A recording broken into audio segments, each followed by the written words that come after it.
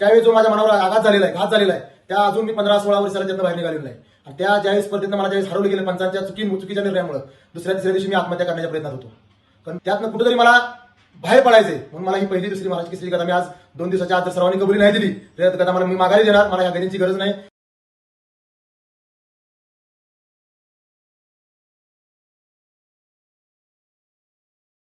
अभी बताता है भाई, अभी बताता है.